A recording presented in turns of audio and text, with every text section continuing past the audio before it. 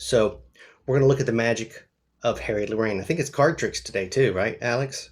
Yeah, all card tricks today, but good card tricks. And Harry Lorayne he's one of those guys. He's like a pillar of the Magic community, and I know that when I first got into Magic, he's one of the first magicians I really encountered. And how can you not be influenced by Harry Lorayne? He's sort of one of those ubiquitous kind of magicians. So, a lot of the things that we're going to see today are plays on classic effects, and Harry's take on what the Magic world is, and it's going to be a fun time. Yeah, and for those of you that are here that are our Conjure community members, we want to thank you for being here.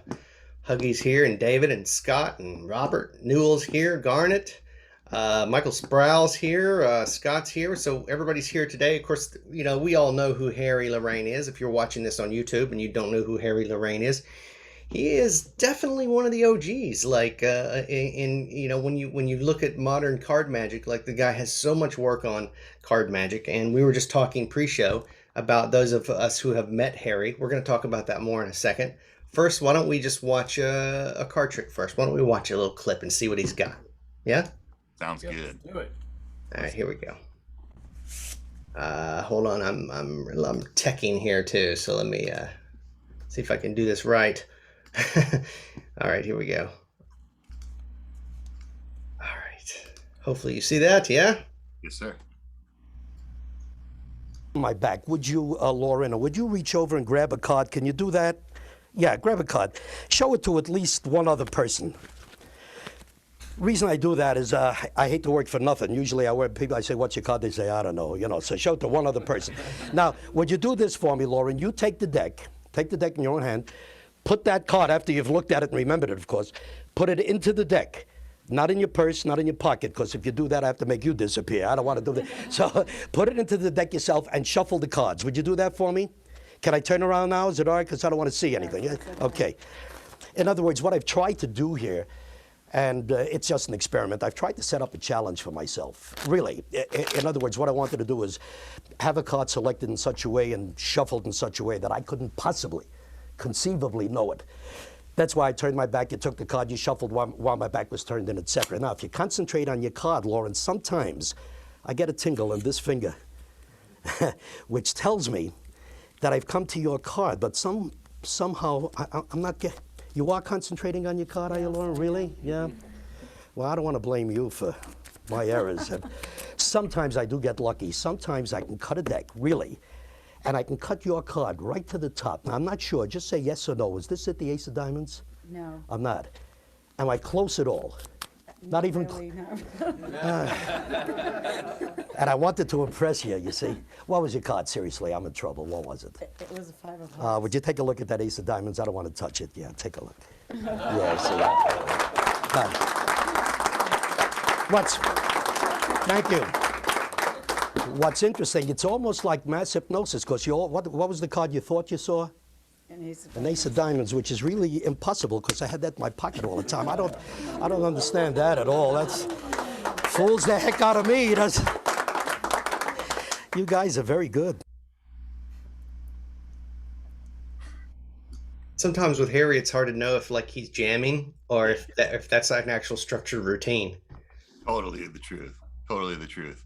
He has a lot of casual toying with the deck that happens, and you can't tell if he's setting something up or if he's shuffling things, or he has a very interesting style for all the things that he does between the actual moments of magic.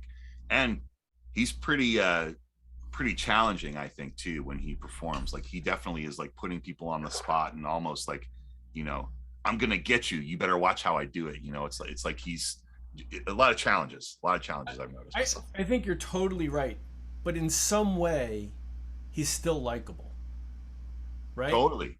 It's like, I think you're totally right. It's always very challenging and very like keeping control of the situation, but he's not unlikable. He feels to me like the quintessential "this is my uncle" guy. Sure. Right. I mean, dude, I've always thought he was like enigmatic guy, Yeah. like even in person when you're sitting there with Harry, like this is a guy who's like been everywhere around the world. He's had his hands in different occupations. He's been Yes. successful in several not just magic, but in several other occupations. And he has, he's just got this energy about him that is really, I think, it just sucks you in, man. He's just a really interesting guy, and Yeah. and he's got chops. I mean, he had chops when he was 20, so it's like hanging out with it. When I was a kid at Ruben's Deli, like getting to sit on Saturdays and watch the guy do card tricks and just jam with the guys. Like, he was like watching. It's like watching a master work. When you're young, you're watching that stuff and you're like, wow, I can't believe some of the stuff he does. But it was all very much like this. I mean, it always felt to me off the cuff, and I never had any idea whether this was a structured routine here, or if he was just playing with me, if he was just doing, magic. I just didn't know. It's a And he's weird definitely one. enthusiastic, right? Like, and his enthusiasm is a little bit infectious. So you're always like right on the edge of your seat, like, come on, let's see more, let's see more. It's very interesting because there aren't many people that are like him. He's definitely a one of a kind. Plus, he's also known throughout the world as being a memory expert, right? Like, he was on the Tonight Show doing the memory expert stuff and selling the memory course and all that stuff. So, he has that as like, street cred before he even walks in the room. He's that guy. Plus, he does magic tricks. And I think, it was obviously the opposite. He was a magic guy that became the memory expert. But, to the rest of the world, he's got street cred. And it's what Adam's talking about. He's got that star quality, right? Like star power. He walks in the room and like everyone's like, whoosh, there's Harry. Everyone's looking That at it Harry. factor, right? Yeah, exactly. Yeah, it's the it factor. You don't know what it is. It's just something about somebody, and he's got that for sure. Yeah, no doubt. Let's watch something else. I guess this is a classic trick, right, Alex? The second one This here. is actually one that he was pretty coy about because he hasn't published this one. And in the collection, he said, you better check out my new collection of stuff that's going to be exclusive. You can only get from me, and it'll be in there.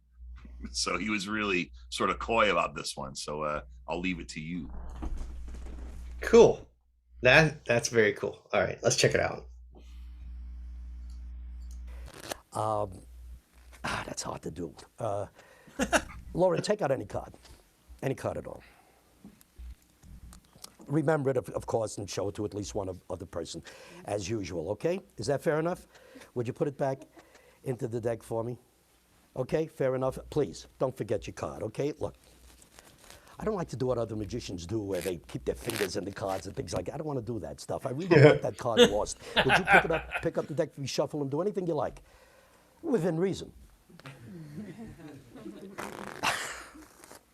Pictures went through your mind, Ed, didn't they? Yeah. All right, is that fair enough? I feel so, yes. Okay. As I told you once before, if you concentrate on your card, I can sometimes, not always, obviously, get a tingle in my finger. But you know something? Any magician could do that. I'm not going to do that. I want to try something else. I don't want to know where your card is. I really don't. In other words, you can see that I'm shuffling the deck, okay? Here's what I want to do, Laura, and I would like you to point to any two cards in the spread. Any two cards. Point to any two cards. This one and this one. You want the top card and these two cards right here.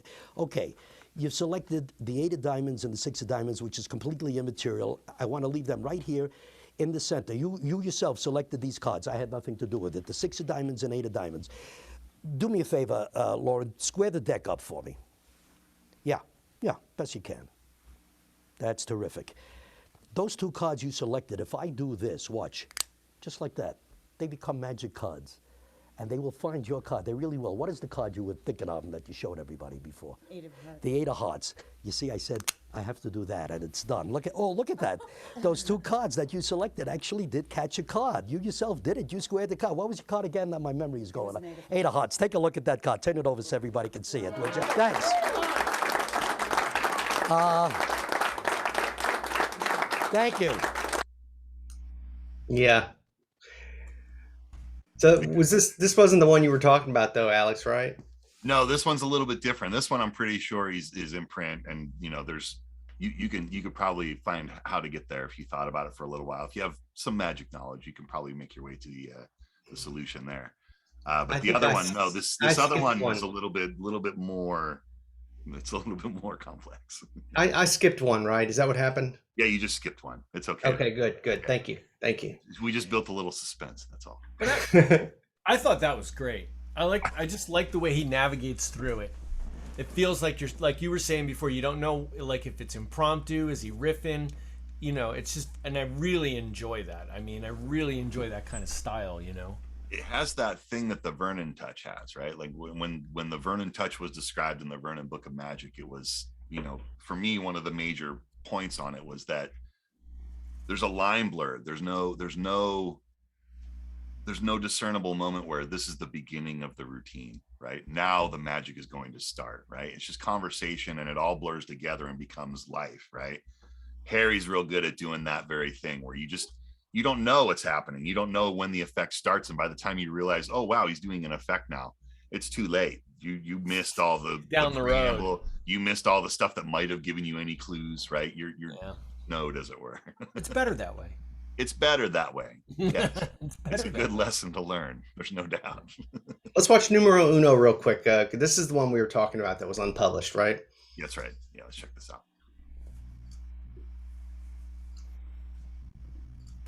From a shuffle deck, pull out any card. If you take the 5 of hearts again, I'll kill you. Take out any card.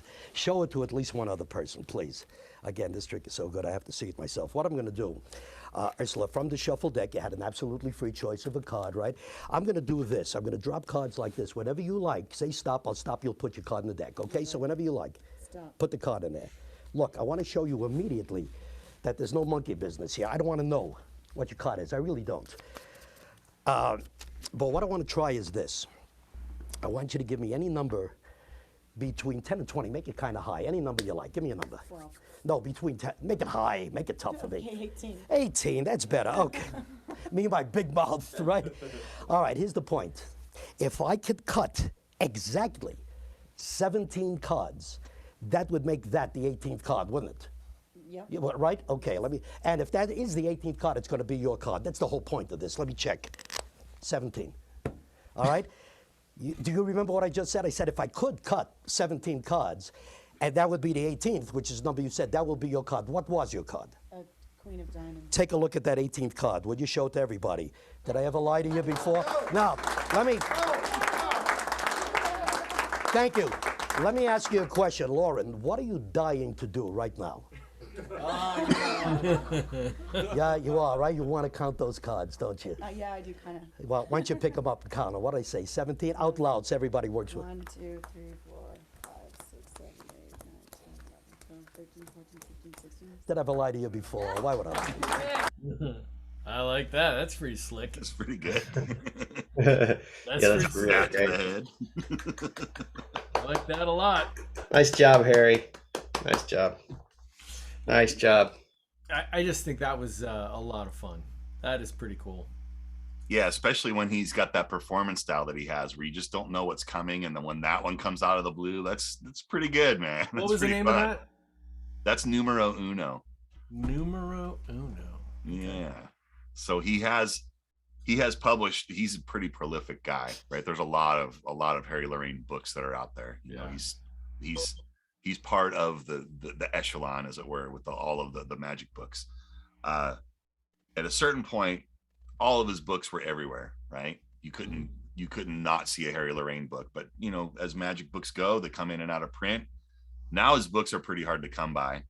He's put out a couple of collections where it was a handful of the books put together in one bound volume, and he put out a series of those that got all of the old material with some updates.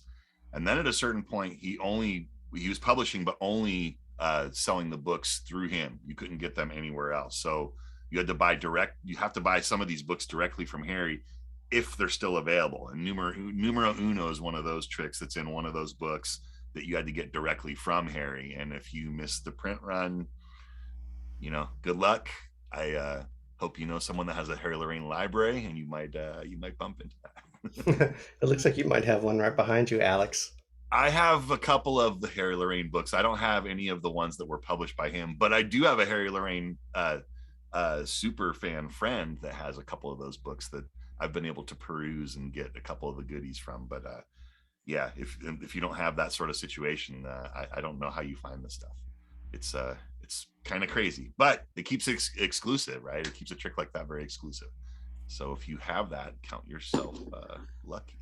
I have a couple of theories about that last trick. Maybe in the after show, we'll break that one down because I think it's really interesting. Yeah, That's a really interesting concept for sure. yeah, agreed. And execution on that was perfecto. That's what it has to be when you're doing a card trick like that. There can be no fumble. There can be no. It has to look like what you did is the only way it's going to work every single time. Otherwise, I think you're given a clue, right? Because he didn't really leave us with any clues when that all was said and done, right? The smoke cleared, and we're like, he just cut to that card, man.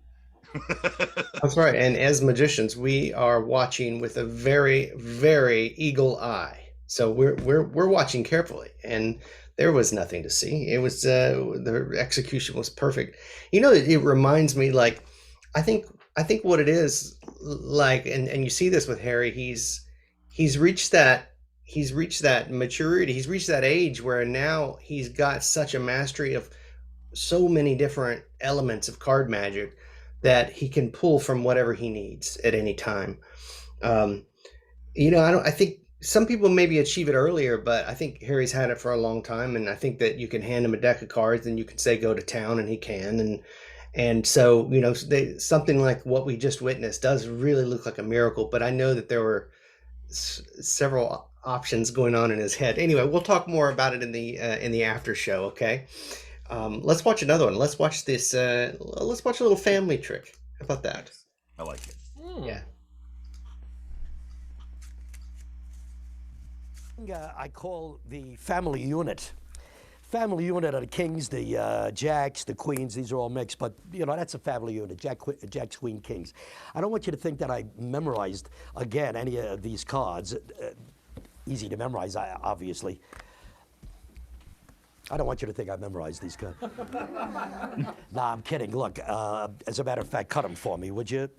Yeah, that's fine. Look, I really want to mix them. Look, I really don't want to memorize them. And it's called the family unit. The whole point is that you cannot break up a family unit. For example, let me see if I can demonstrate that for you. Look, if I were to take any card from this group, well, that's a heart, okay? There's a heart, but, well, wait a minute, these are not hearts, these are diamonds. Well, as I just said, look, if I do this, you cannot break up a family unit, you see. Let me try that again. Look, here's a heart right here. There's a heart, but well, wait a minute, these two are obviously not hearts. But I keep telling you, there's no way you can break up a family unit. Now, no, wait till the end. Wait, do me a favor, put these together any way you like. In other words, pick up one packet, put it on another, and then any way you like. That's the way you want them, huh? Now, you want to give them a cut for me? I know it's hard to cut a small packet, but as best you can. You can cut 1 and 5. Yeah, and we could do that. Or cut them again if you like or not. Up to you. You satisfied? You do? I wish I could say the same, right? There are 3 pairs of cards left, actually. Here's one pair, and here's another pair, and here's another pair. One card of this pair is a spade. That was the top pair right there. One card of this uppermost pair right now is also a spade. That's nice. And one card of the bottom pair, oh, that's a spade. Isn't that amazing? No, that's not amazing. What's amazing is those are not spades. Those are hearts. The spades are over here. Wow. That's amazing.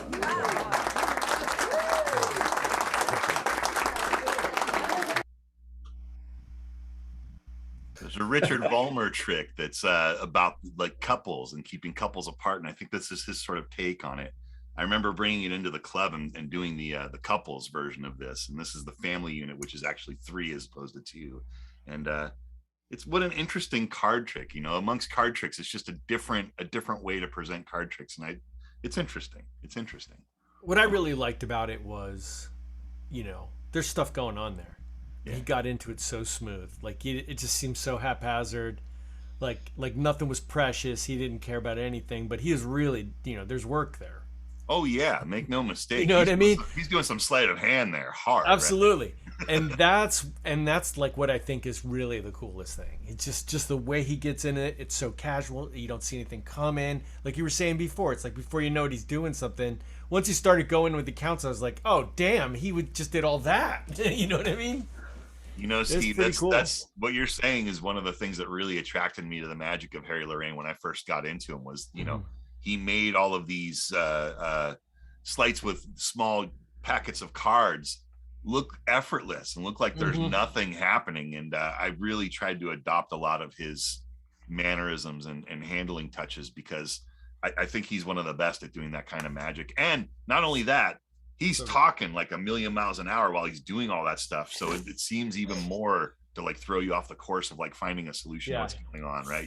He's holding the room too. Yeah, you have to just surrender at a certain point because like I'm on Harry's ride. I'm going to let him do what he's going to do. Let him do his thing for sure. When I was about 12 years old, I met my mentor, Frank Brentz, who was a New York City magician who used to go to Rubens, and he's the one that told me about it. And he was friends with all the New York guys, including Harry Lorayne. And I met Frank Brentz on a cruise ship.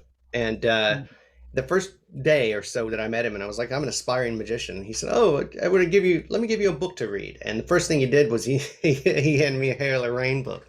And I remember there's a picture of me. I'm in this little cruise ship bunk cabin, and I'm laying on the bed. There's a picture of me. I'm just a kid. And I'm reading, I've got like a stack of 4 books. They're all Harry Lorayne books. And I'm reading one, you know, and it's like blowing my mind. Right.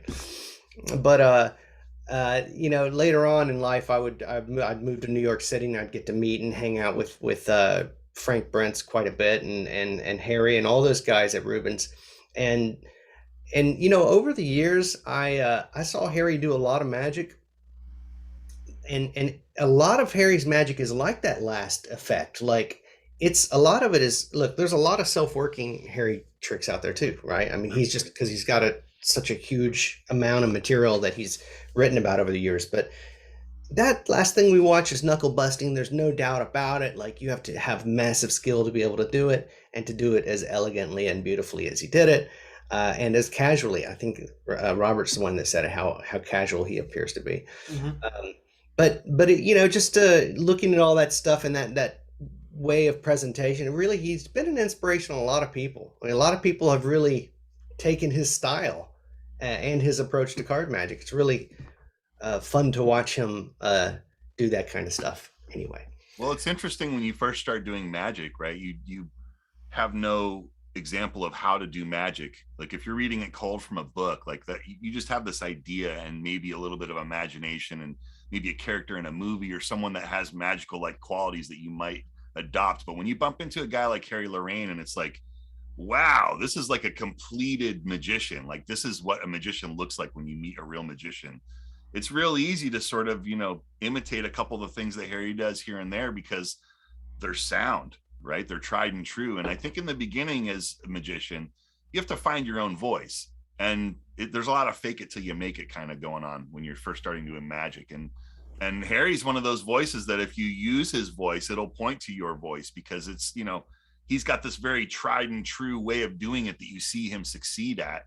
And once you can sort of do that and have that as a net underneath you, you can sort of branch out from that and find out who you are doing these same sort of things. And, you know, there's nothing like finding a good person to imitate when you first start doing something, no matter what the art form is, because I think that's how you find your way. You realize, oh, wow, I'm copying this person. I'm a lot like this person. How do I fix that?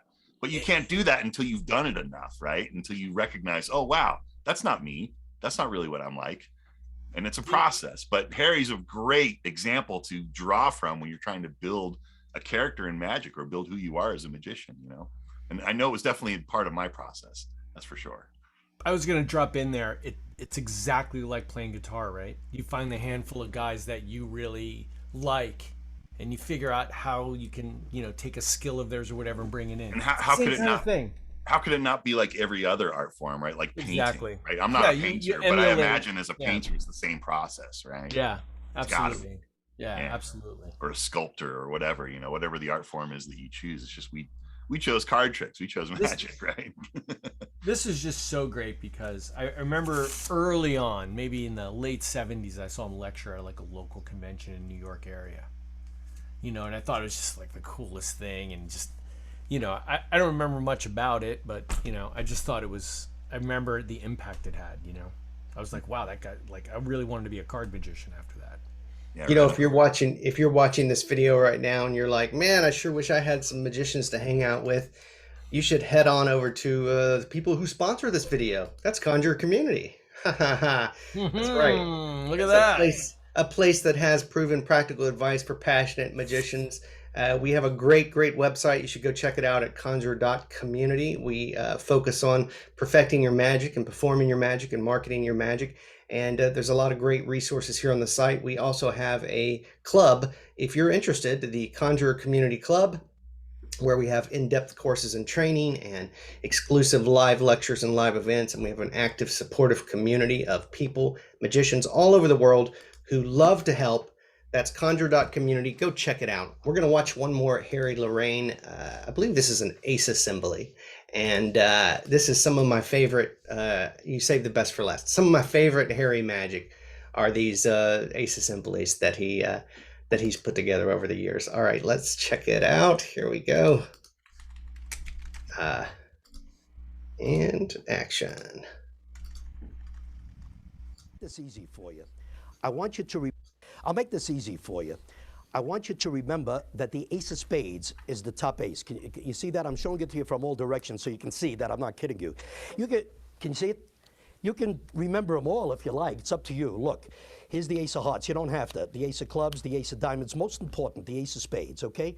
Now look, there's 1, 2, 3, 4 aces. If you were watching, which one should be the top ace, the ace of spades? This one. Add it just to show you there's no monkey business, all right? Now, I want to put a few different cards on each ace. For example, a few here, a few here, a few here, as I did before. And this one, in order for this to work, I have to do this first. That does it. And then we got to put a few cards over here. Now, if you're following me, you know that I've got an ace and a few different cards in each packet, the same here, here, and here. What I want to try to do, and I verbally underline the word try. I want to try to make these 3 aces fly into that packet one at a time. So it gives you 3 chances to catch me, okay? Of course, I'm going to do it by magic, so you have to watch closely. Look, here's ace number 1. Watch it. 1, 2, 3, and I think I did it. I think ace number 1 is gone, yeah, because where I had 1 ace, we have 1, 2, and of course 2 aces.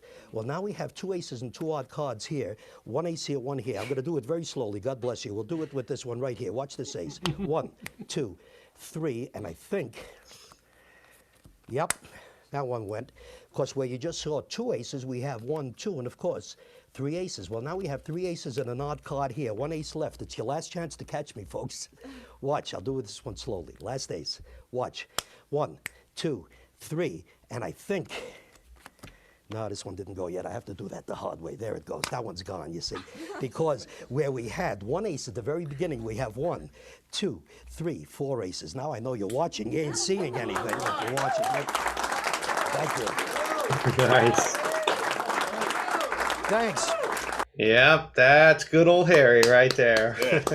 That small packet magic, doing those sleights that look like he's doing nothing but handling cards. It's just wonderful. Really great. Really great. It really is. And you know, that's when we started watching it, I never know which Harry Lorayne version Ace Assembly is going to come out, you know. But when we started watching that, I thought it was the very classic approach to that trick, you know, the very simplest approach to it, but it wasn't. No, there was some extra stuff on there that was quite delightful, and that final phase was really nice. I love all the little additional things he adds. I got to do this cut here for this to work. It's not gonna that's not gonna play like that. Let me do this behind my back. You know, he's got all these great little loose with moments. Yeah. And he has moments like that in the memory act too, right? Like just little moments that seem like it's just an impromptu, off the cuff, like, oh, I'm gonna do this, but it's like him really showing off, right? And he's like downplays it so that you don't see the show off until it happens and it becomes an effect, which is very clever. It's very clever, man. You know, one of the things I never really thought about, I was kind of thinking about it when I was watching this, is his tempo is really important. The way he does things, he has a lot of tempo to what he's doing. He doesn't spend a lot of time, just kind of like not saying anything or waiting. He's just on to the next thing. I mean, it's just a lot of things happening, and I think that really is the thing that makes you watch. Right. you feel like you have to get on the train and pay attention. I was thinking train too. Like you're like that. He's moving like a train. He's on Yeah, he's just rails and he's moving. not stopping. Yeah. Yeah. So the tempo, I never really thought about that, but I think it's really important. Yeah. You can really see it too. Like if you watch it without the sound on, Yeah. you can really see his body language and tempo and how he's. It's a big secret right there. I mean, look at this. Like how his hands are moving. His mouth is moving. Yeah, look how But- fast he's moving. Yeah, but check this out. I mean, he's really just train is the right word. The way his body language is, his hands are moving, the way he's positioning his body. I mean, the way he's directing attention. I mean, all of this is like stuff I don't. You just can't learn It's this in a year. intense. Yeah. You can't learn this in a year in magic. Oh, he's clearly a master. Yeah. Clearly, like even that, just the procedure of making those little gestures he's doing to make a vanish happen. Like that's Very something. Slidini-esque, isn't it? Yeah, isn't Kind it? of feels that way a little bit. Yeah, agreed. It's really good because it's different. Like you don't like look at that. What is that? What's happening? He must have done something. Yeah. That's, Maybe we should talk about this one too in the after show. I actually don't know where. Do you know where this is found in his any of his books, Alex? Do you know? I don't know. I'm not as up to speed on the Harry Lorayne citations as I'd like to be. No. If anybody knows where this is, where that effect is from, let us know in chat. we're I'd dropping love to it know. I can definitely below, find too. out. I just can't find out while we're here in this moment, but I can find out for the next time we meet. Yeah, perfect. Good. I enjoyed it. We've got more Harry Lorayne to watch, obviously, right? Yeah, there's going to be a little bit more Harry Lorayne. We'll have a little bit of fun with this for a while. Yeah. Oh, that's awesome. Okay.